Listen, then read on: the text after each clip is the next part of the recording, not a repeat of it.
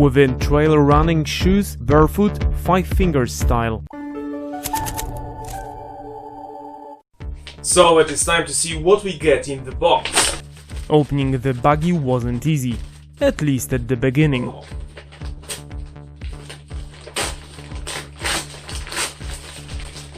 Finally I got the shoes out, just to check if they sent the right size for my feet.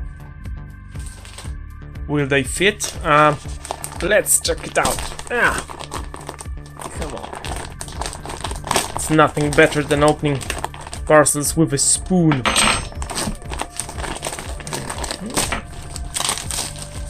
So I got the shoes out from the paper and then plastic baggie. My first thoughts were that they seem to be well made, and it seems that the manufacturers of these very shoes do understand the meaning of the expression attention to detail. Here is a detailed look at the elements of these glorious, let's say, Barefoot or Five Fingers Inspired shoes. It is time I gave you some details regarding these shoes. Rubber sole is made out of rubber that was properly injected into the mold. It is hard to find any imperfections. I wonder if they are grippy, but we'll check that later.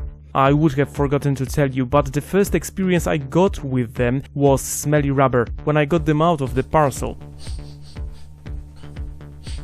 They do smell quite strongly, but after a couple of days the smell is gone. Let's get back to the sole. The sole is very flexible, as it should be in these type of shoes. They bend each and every direction. Top of the shoe has velcro belt. I tried to take it out, but it seems to be wider at the very end, so I gave it up. But velcros work well, so no hassle here. Below velcro belt we have rubber cord or string, whatever you want to call it, with a quick lock on it, so you will not have to tie your shoes. These shoes have a half-tongue and yellow insoles made of springy foam, made of reasonable quality foam, and hopefully they will last long. They are a bit thicker at the heel to get extra damping when you're walking or running.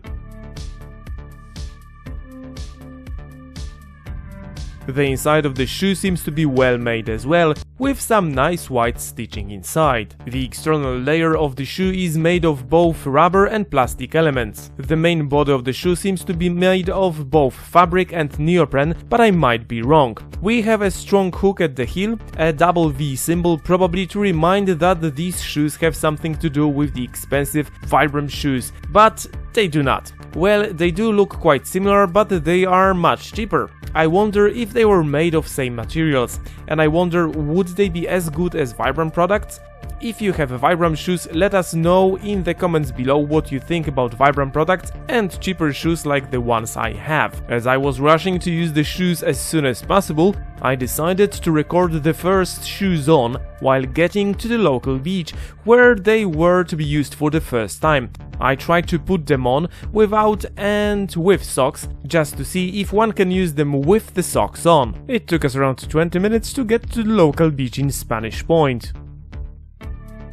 I tried them on very hard, and my first experiences were very good. The shoes are very wide in the frontal section, giving your fingers loads of freedom, and of course this barefoot feeling. You can use socks while wearing them, but I would strongly recommend you wearing thin socks, as the thick socks that I had in this very video seem to be simply too thick. So again, if you want to wear thin socks, there should be no problem at all. When these shoes are on your feet, you do have the feeling of these shoes being really comfy. I have to admit that I love this feeling very hard. To properly test the shoes, I did have a walk in them on both concrete and sand, and I do understand that they are not designed for swimming, but I did have a go in the sea, swimming and bodyboarding. The shoes survived without any problems. The drying time is quite long though here in Ireland, but you have to remember that it is quite rainy and wet. If you live in California or Texas, they should be dry, left on the sun in a day or so. I tested the shoes on small stones